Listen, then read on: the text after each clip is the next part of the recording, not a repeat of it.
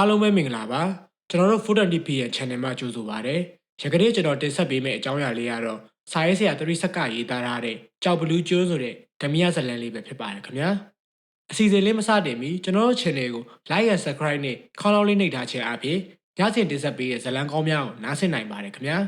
။အားပေးတဲ့သူတယောက်ချင်းစီကိုလည်းအထူးကျေးဇူးတင်ပါတယ်ခင်ဗျာ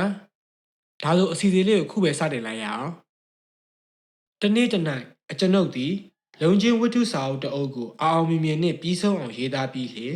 ်ထုတ်ဝေသူလက်ထဲသို့အနှံခဲ့သည့်နောက်တွင်ကလေးတယောက်ကိုမွေးဖွားသွားပြီးသည့်မိန်းမတယောက်ကဲ့သို့စိတ်ထဲ၌ပေါ့ပါလွတ်လပ်လျက်ရှိနေလေသည်စိတ်လွတ်လူလွတ်ဖြစ်နေသောကာလတွင်လူတို့၏သဘောတဘာဝအတိုင်းဟိုနေရာသွားခြင်းတလို့လို့ဒီဟာလှုပ်ခြင်းတလို့လို့ဖြစ်နေတော့သည်ထိုအချိန်တွင်နနက်ပိုင်းတပေးကျော်မောင်တိုးအောင်စီစဉ်ပေးသောငါးထက်ကြီးဖျားကုန်းဘက်မှအညာသားလက်ဖက်ရည်မောင်ရွှေဘိန်းမုံနှင့်လက်ဖက်ချောက်များများခတ်ထားသောလက်ဖက်ရည်ခါခါတောက်ရင်နနက်ပိုင်းရောက်ရှိနေသည့်သတင်းစာနှင့်စာဆောင်များကိုခေါင်းကြီးပိုင်းမှအစကြော်ညာပါမကုန်လိုက်လံဖတ်ရှုလျက်ရှိနေသည်သတင်းစာစာဆောင်များတွင်အကျွန်ုပ်စိတ်ဝင်စားသောသတင်းများမှာစာပေရေးသားရာအကြောင်းများစာရေးဆရာတို့၏အာဘော်များစာအုပ်ကြော်ညာများရင်းပြိုင်သတင်းများနှင့်ရုပ်ရှင်သတင်းများပင်ဖြစ်လေသည်အကျွန်ုပ်ဖတ်နေသည့်သတင်းစာမှာတာဝန်ခံအက်ဒီတာဦးသိန်းမောင်စီဝင်ထုတ်ဝေသောပြည်ထောင်စုနေ့စဉ်သတင်းစာပင်ဖြစ်သည်ထိုခေတ်ထိုအခါကထွက်သောပြည်ထောင်စုသတင်းစာမရှိလင်းယုံချာနယ်မြမအလင်းအိုးဝေချာနယ်ဗမာခေတ်သတင်းစာမိုးချိုးချာနယ်ရှုထောင့်ချာနယ်ရွှေတူးချာနယ်အစရှိသောလူကြိုက်များလာသည့်စာဆောင်တစ်ခုပင်ဖြစ်ပေသည်အချိန်မှာ1960-62ခုနှစ်ဝန်းကျင်ဖြစ်သောကြောင့်မြန်မာနိုင်ငံ၏နိုင်ငံရေးအခြေအနေမှာလည်းမတည်မငြိမ်ဖြစ်သည့်ကာလဖြစ်ရာသတင်းစာကြားနယ်စာဆောင်များကနိုင်ငံရေးနှင့်ပတ်သက်သောသတင်းများအားအသားပေးကရေးသားဖော်ပြလေသည်အကျွန်ုပ်ဖတ်ရှုနေသည့်သတင်းစာမှာ14နှစ်မြောက်လွတ်လပ်ရေးနှင့်အကျိုးအတွက်ထုတ်ဝေနေသောစာဆောင်ဖြစ်ရာလွတ်လပ်ရေးနှင့်ပတ်သက်သည့်သတင်းအများအပြားကိုဦးစားပေးဖော်ပြထားလေသည်ထိုနှင့်အတူလွတ်လပ်ရေးနေ့တွင်မြင်းပြိုင်ကွင်းတွင်ကျင်းပမည့်မြင်းပြိုင်ပွဲများအကြောင်းကိုလည်းစာမျက်နှာတစ်မျက်နှာကော်လန်အပြည့်ကြေညာထားလေသည်လွတ်လပ်ရေးနေ့မြင်းပြိုင်ပွဲဇန်နဝါရီလ4ရက်နေ့လွတ်လပ်ရေးနေ့ရန်ကုန်မြင်းပြိုင်ကွင်းတွင်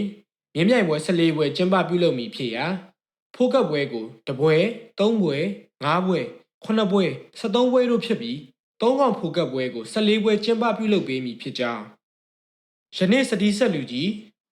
စီသူဦးဖိုးပြောတရားသူကြီးဦးအောင်ခိုင်ဦးထွန်းဦး3កောင်ပွဲကို6ပွဲ17ပွဲ12ပွဲတို့ဖြင့်ပြုလုပ်ပေးမည်ဖြစ်ကြောင်းမြင်းပရိသတ်စောစောကြွ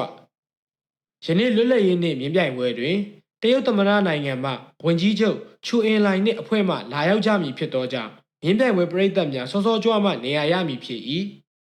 ယနေ့မြင်းပွဲ10နိုင်ခွဲစမည်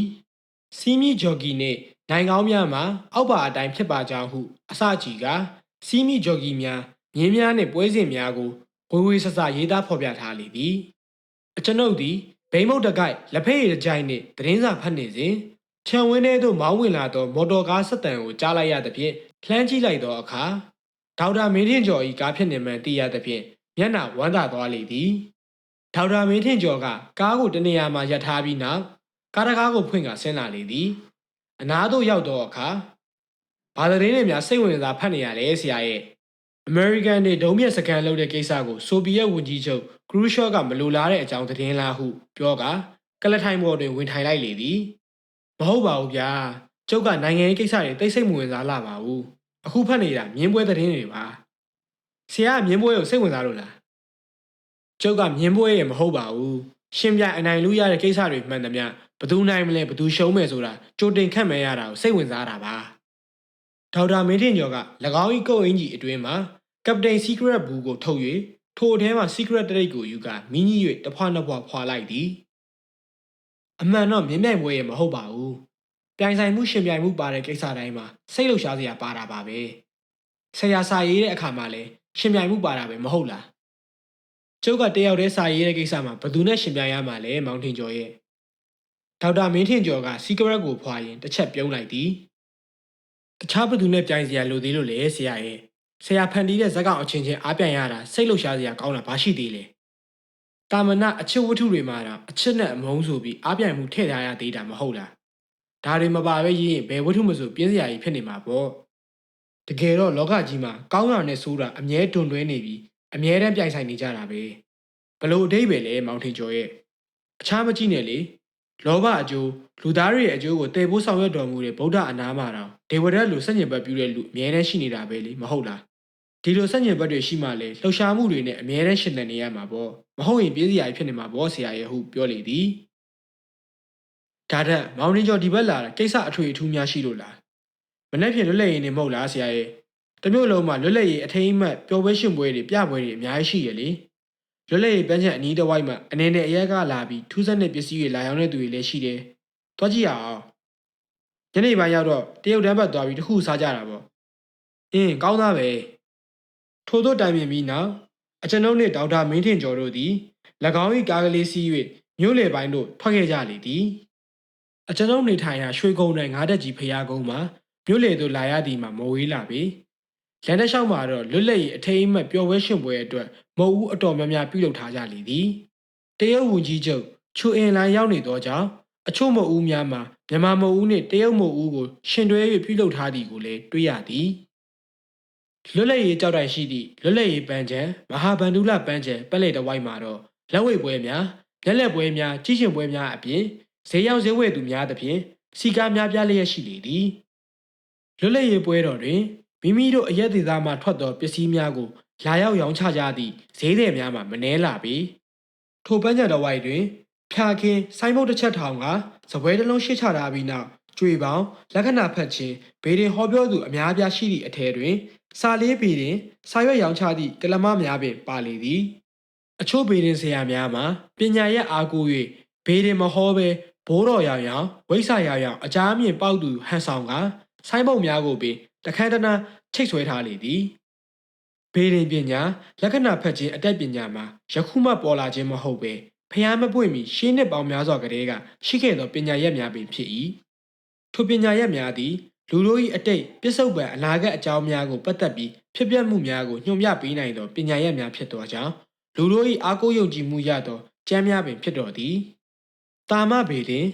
်နေလားတို့သွားရာကောင်းကင်လမ်းကို12ရာသီပြုလုပ်၍မိသည့်ရာသီတွင်မိသည့်ချိုရက်တက်မီကိုကြည့်ပြီးအကောင်းဆုံးညွှန်ပြသောကျမ်းနှစ်ယေစုဘေတွင်ကောင်းသောဘေးရန်တွေတို့မှလွတ်ကင်းရန်ဂျိုနက်စသည်တို့ကိုမိတို့မိပုံပူဇော်ရမည်ကိုညွှန်ပြသည့်ကျမ်းဣရှုဘေတွင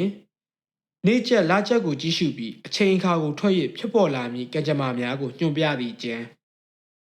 အာတပနဘေတွင်ပြုဇာနီကျမ်းဟုခေါ်ရလောက်အောင်လူတို့၏အနာဂတ်ကံကြမ္မာများကိုညွှန်ပြနိုင်သည့်ကျမ်းလူတစ်ယောက်မွေးဖွားသည်မှတည်ဆုံးသည့်အချိန်အထိဘဝကံကြမ္မာအကြောင်းများကိုညွှန်ပြနိုင်သည့်ကျမ်းပင်ဖြစ်သည်ထိုအာတပနဘေဒင်ကျမ်းမှာမြတ်စွာဘုရားဖွားတော်မူစားက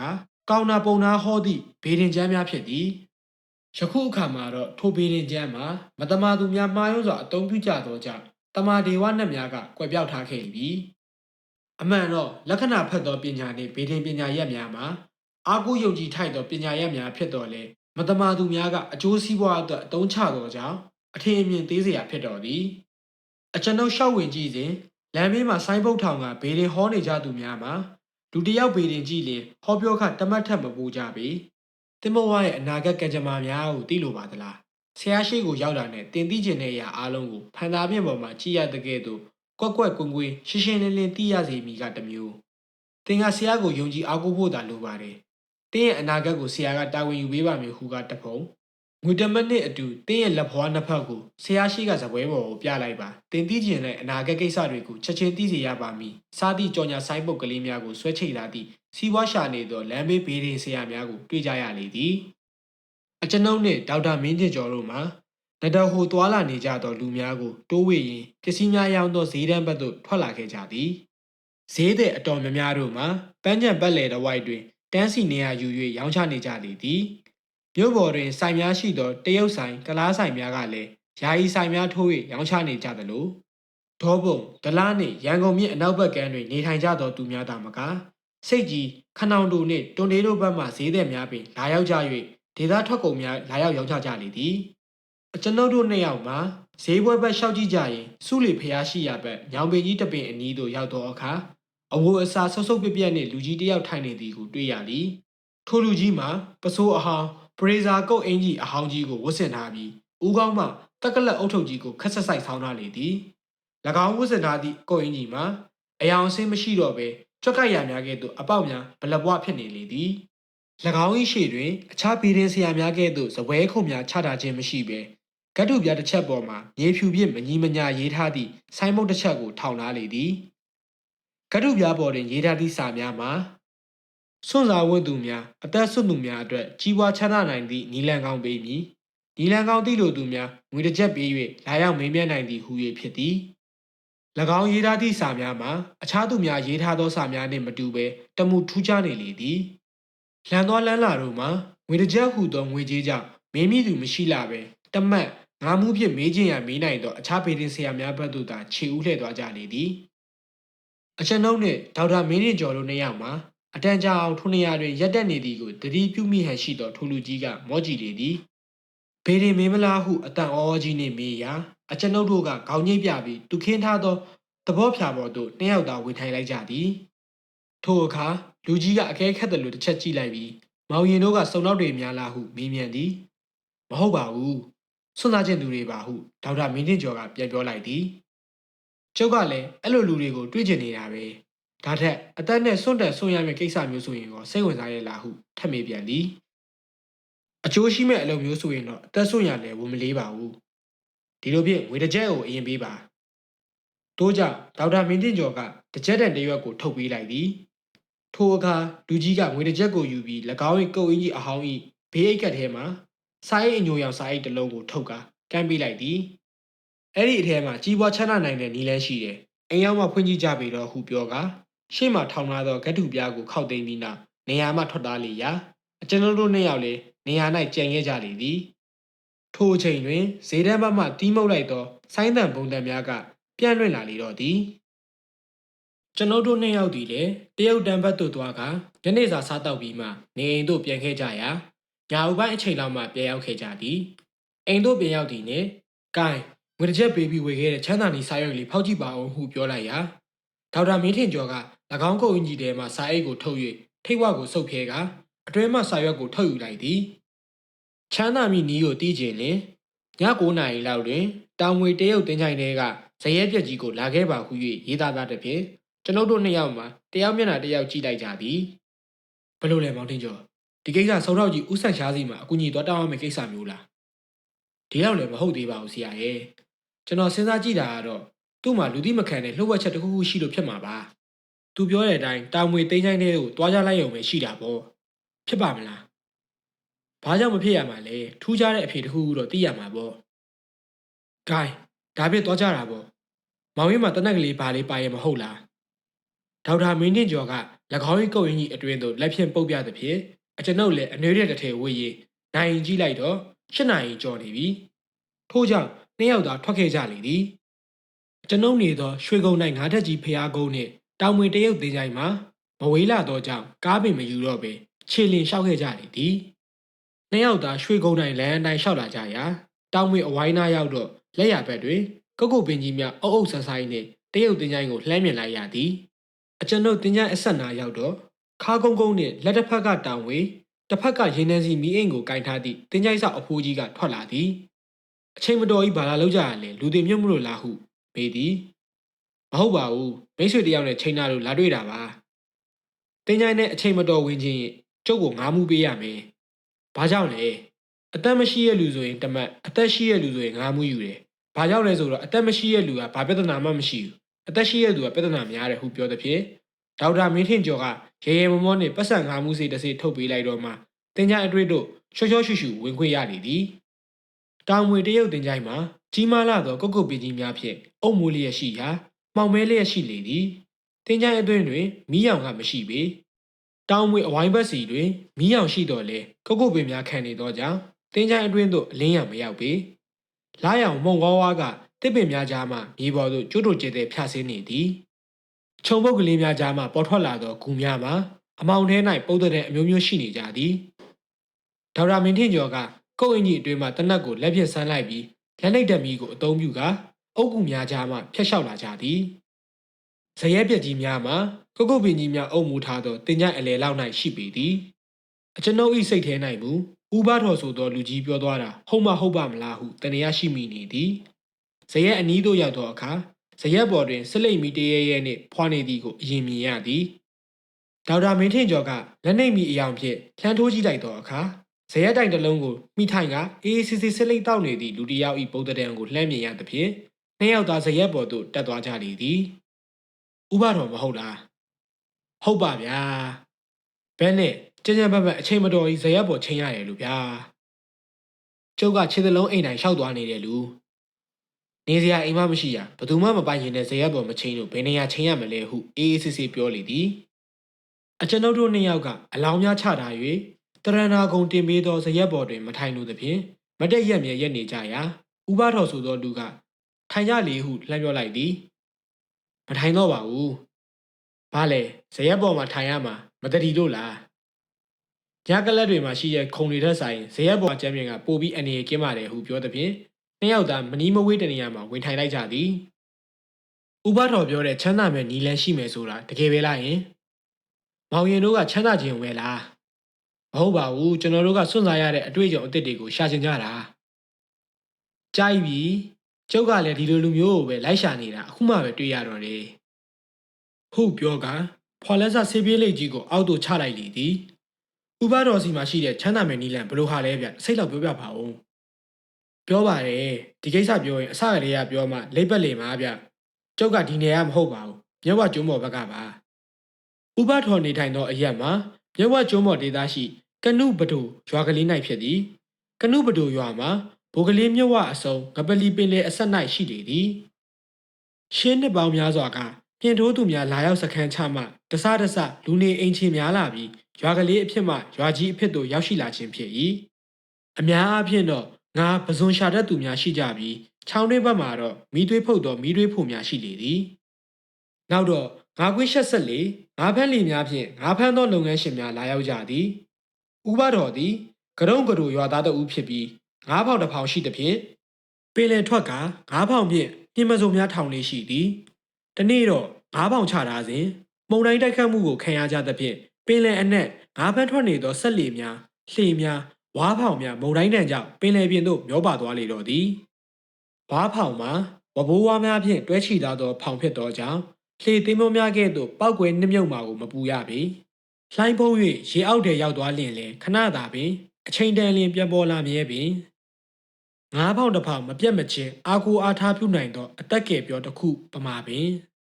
ဥပတော်သည်ဝါးဖောင်ပေါ်ရှိတဲကလေးပေါ်၌မိမိကိုယ်ကိုလှိုင်းပုတ်ခတ်သည့်တန်ကြောင့်မလွင်ကြစေရန်စ조사ဖြင့်ခြိထားရင်းဖောင်မျောရာနောက်သို့ပါသွားလေတော့သည်သူ့အတွက်ကံကောင်းသည့်အချက်ကတဲခေါင်မှုပေါ်တွင်ကျိုးဖြင့်ခြိထားသောရိတ်ကထုတ်ကလေးမှာလွင့်မပါသောကြောင့်အစားအသောက်များကိုအနှဲငယ်စီစားတောက်နိုင်ခြင်းပင်ဖြစ်သည်တောက်ရည်ဘူးကတော့ပင်လယ်ထဲလွင့်ကျသွားပြီဖြစ်သောကြောင့်တောက်เสียရည်တော့မရှိပေသို့တော်လည်းမုန်တိုင်းနှင့်အတူမိုးသီးမိုးပေါက်များပါသောကြောင့်တဲခေါင်မှုတစ်နည်းတစ်ဖက်မှစီးကြလာသောမိုးရေစက်များကိုခံအားရေစာပြေုံတောက်နှင့်ရသည်သည်ရက်အတန်ကြာသောအခါပင်လယ်၌မုန်တိုင်းကဆဲသွားခဲ့လေသည်သို့စီကမူဝါးဖောင်ဆိုသည်မှာရွက်မရှိတက်မရှိဆက်မရှိသောကြောင့်ရေစီးကြောင်းတိုင်းလိုက်သွားရုံမှတပါအခြားဘယ်လိုမှလုပ်မရပေထို့ကြောင့်ဝါးဖောင်ပေါ်ရှိတဲအတွင်းမှထားလိုက်ထိုင်လိုက်အိတ်လိုက်ရှိရဲ့အစားအသောက်လေးကိုချွေတာစားလိုက်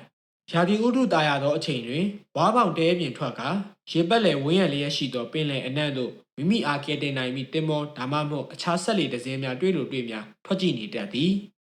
အဝေးမှကြည့်လျင်မြင်နိုင်ရန်ဝါးဖောင်ထိပ်၌ဝလုံးတစ်လုံးကိုပစိုးတစ်ထည်ဖြင့်အလံပုံတရံချီကထောင်ထားလေသည်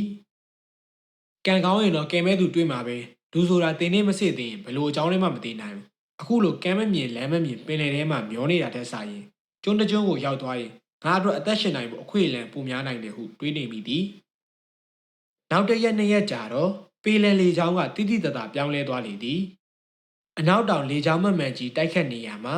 အနောက်မြောက်လေကြောင်းများရာမျောပနေသောဖောင်လန်းကြောင်းမှလည်းပြောင်းလဲသွားလေတော့သည်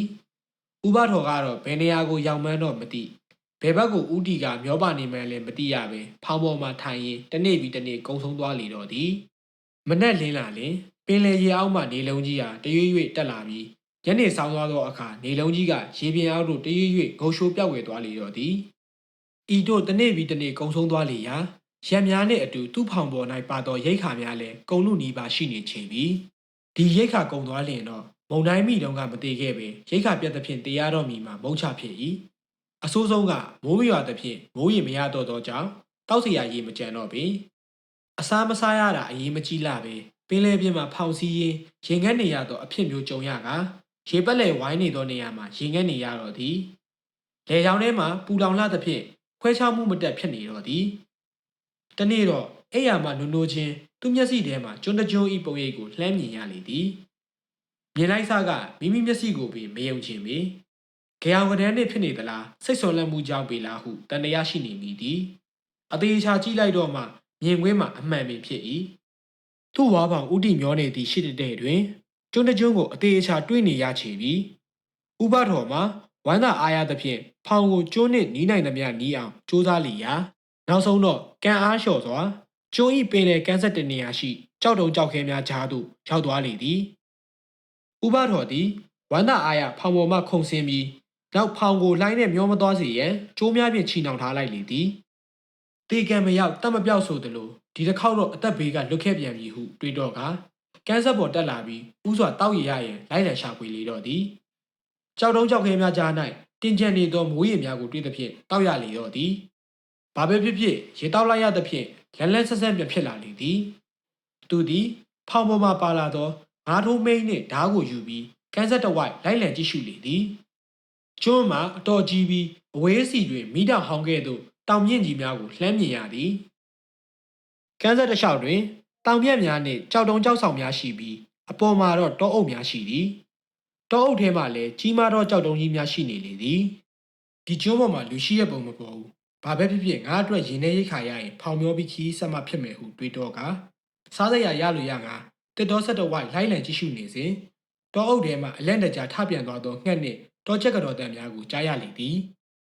ဥပထော်သည်ပြတရတစ်တော်များထဲသို့အချင်းချင်းရောက်ဘူးခဲ့သူမို့တစ်တော်အတွေ့အကြုံနှင့်မစိမ့်လာပေသို့တော့နောက်ထပ်မထူးခြားတော့ပဲငိမ်သက်မြဲငိမ်သက်နေမှနေရာမှထွက်ကထိုနေရာဘက်သို့ထွက်လာလေသည်ထိုနေရာတစ်ဝိုက်မှာလူသူအယောက်ပေါက်နေသောကြောင့်ခြုံတွေပိတ်ပေါင်းများကထူထပ်စွာပိတ်စည်းလျက်ရှိရာ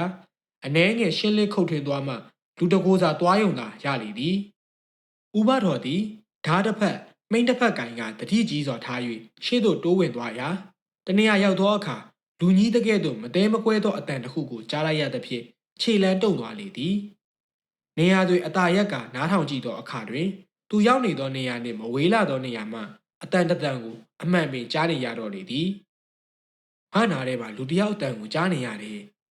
ဒီကျိုးပေါ်မှာလူရှိရဆိုတာဟုတ်နိုင်ပါမလားတောချောက်နေရများလားဟုတွေးရင်အသေးအချာနားထောင်နေသောအခါအမှန်ပင်ညှင်းညူနေသောအတန်ကိုကြားနေရသည်ထို့ကြောင့်ဓားနှင့်မိန်းကိုအသင့်ကင်ကတတိကြီးစွာထား၍အတန်ကြားရဘက်သို့တဖြည်းဖြည်းတိုးဝင်လာလေသည်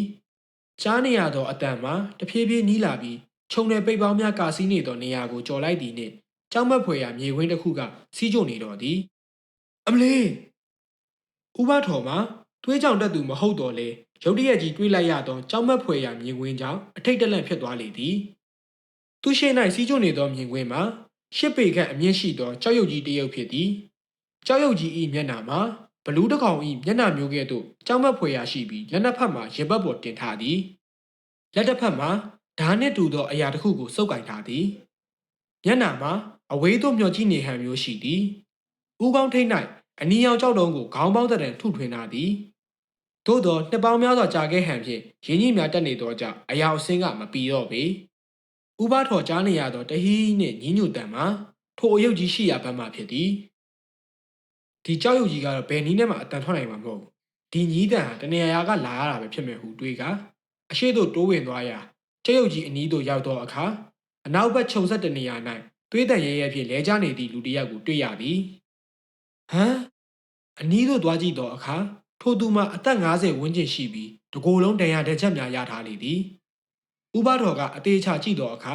ထိုသူမှာအသက်ရှိသေးပြီးတတိလက်လူမတက်ဖြစ်နေလေသည်ထို့ကြောင့်ကြောက်ဝက်ထဲမှတင်နေသောမိုးရီကိုဖက်ရွက်ကြော့လောက်ကထဲယူလာပြီးထိုသူ၏မျက်နှာနှင့်ပါးစပ်ထဲသို့လောင်းချပေးလိုက်သည်ခဏကြာတော့ထိုသူမှာမျက်လုံးများပွင့်လာပြီးတတိရလာသည်ဥပတော်ကိုမြင်တော့ထိတ်လက်ကြောက်ရွံ့နေဟန်ရှိသည်ကျုပ်ကိုမကြောက်ပါနဲ့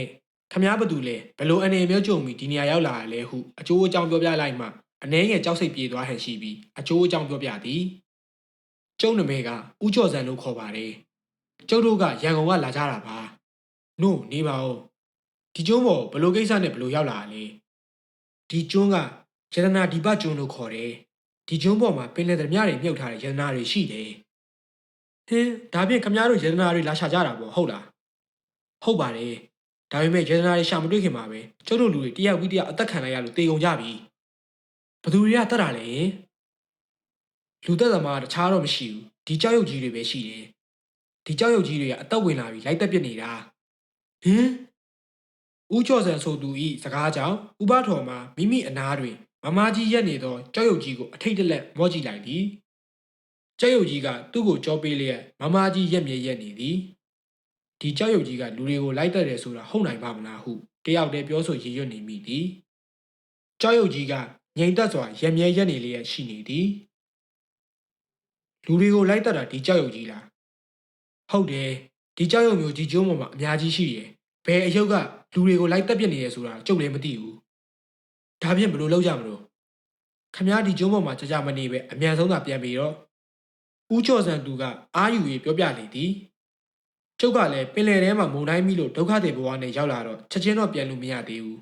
ဒါပေမဲ့ကျုပ်ပြန်ရင်တော့ခမားကိုတင်ခေါ်သွားပါမယ်ကျုပ်ကတော့နေရတော့မယ်မထင်တော့ပါဘူးဗျာဒီတော့ခမားပြန်ရင်ကျုပ်စီကပစ္စည်းလေးယူသွားပြီးကျုပ်အိမ်ကိုရအောင်ပို့ပေးပါကျုပ်သမီးနဲ့တွေ့တဲ့အခါအကျိုးအကြောင်းပြောပြပေးပါထိုစကားကိုကြားတော့အခါဥပထော်မှာစိတ်မကောင်းဖြစ်သွားမိသည်